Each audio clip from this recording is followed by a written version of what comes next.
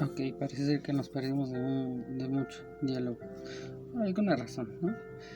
El grado de que me parecen estos, ¿no? Esto se explicaba de que me quedé según el video, me quedé en el espacio en el que el por qué ahora el cuerpo metálico ya está adherido al, entre comillas, ¿no? Hay una adición por medio de los electrones que él necesita recuperar, ¿no? Y como van en un sentido, están viajando en un sentido, ¿sí? Entonces, al ellos salir del cuerpo, buscan otra vez ese mismo, porque están teniendo una trayectoria. Ese mismo retorna, ¿no? Porque él tiene un exceso ahora, ¿no? De electrones en su cuerpo. Aparte llevan otra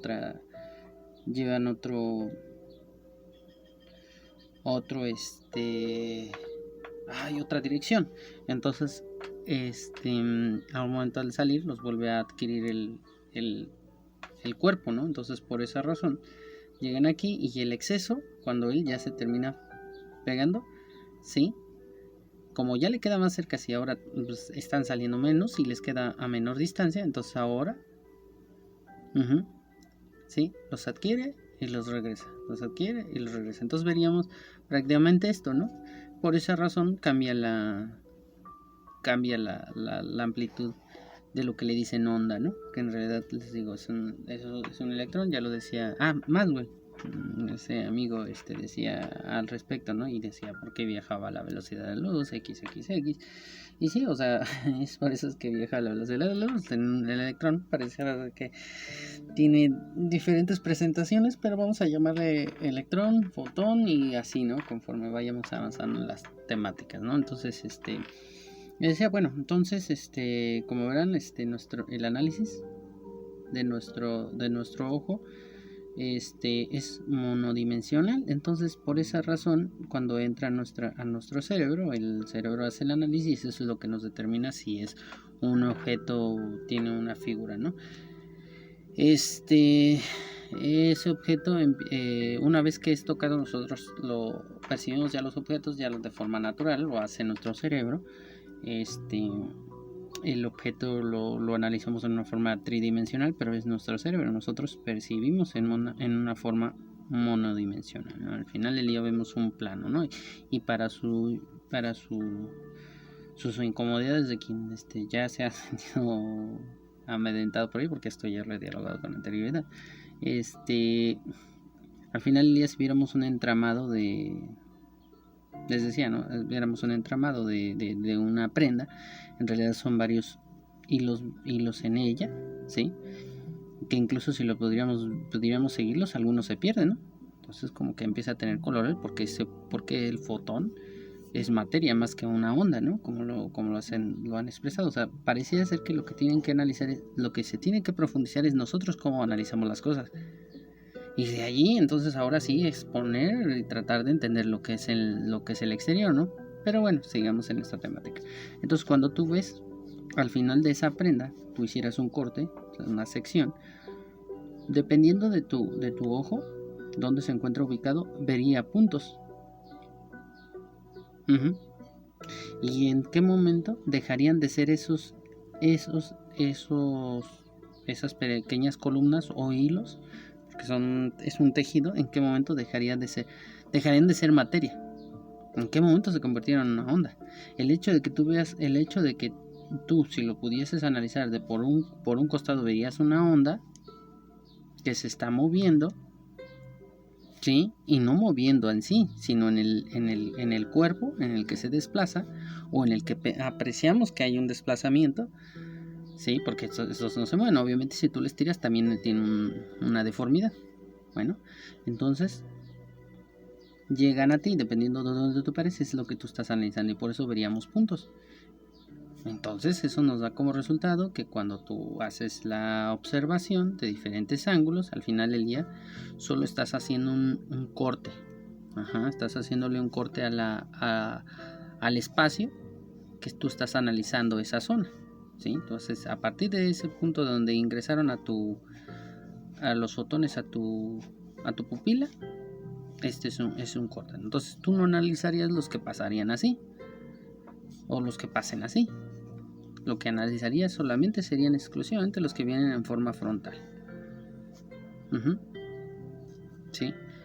Y no de forma frontal como con exactitud, sino solamente los que entren en ese espacio. Sí, porque decir, no, es que si vemos de lado los que vienen. Sí, claro, sí. Recordemos que tiene una deformidad del cristalino y eso a su vez la pupila, eso a su vez hace un rebote mandándolo, como les digo, tengo diferentes pero ya después abordaremos temáticas de cómo analiza el ojo, ¿no? De ser posible. Entonces, ven, nosotros analizamos ese espacio. Entonces, si lo vemos, la materia se comporta aplicando las mismas energías iguales como siempre, se comporta igual. Entonces,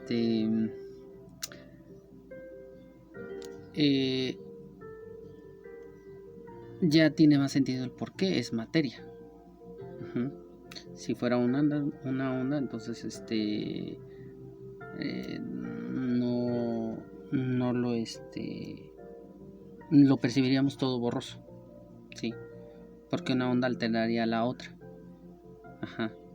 Ahora dicen, bueno, es que a la distancia sí se ve, ¿no? Ya creo que lo digo con anterioridad. Entonces, bueno, sigamos. Y bueno, a veces no hacemos las preguntas adecuadas, ¿no? Entonces eso es lo que nos ayuda o nos orilla a no darle respuesta a nuestra pregunta, ¿no?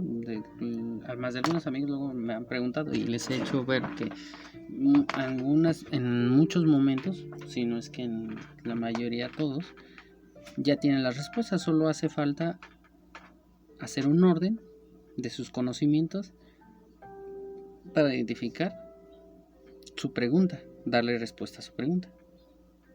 De verdad, me lo he topado varias veces con eso. Y creo que si ustedes lo profundizan en la temática, pues lo entenderán. Bueno, entonces sigamos. Por ejemplo, ¿no? Nos dicen que la sal, ¿no? Entonces nos hacen creer una forma en la que se organizan, y no les hemos tomado ni siquiera foto con exactitud a los átomos. Vemos un cuerpo que tiene ahí un punto, ¿sí? Esférico, lo alcanzamos a visualizar esférico, ¿sí?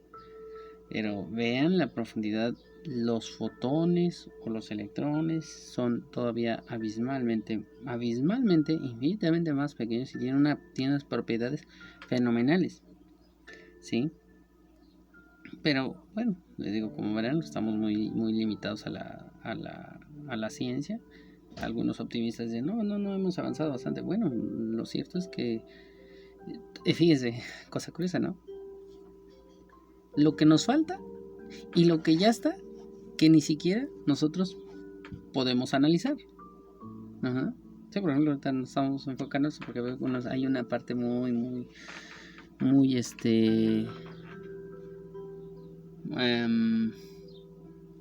muy perdida, ¿no? Pero tantas cosas a analizar que de plano es abrumado.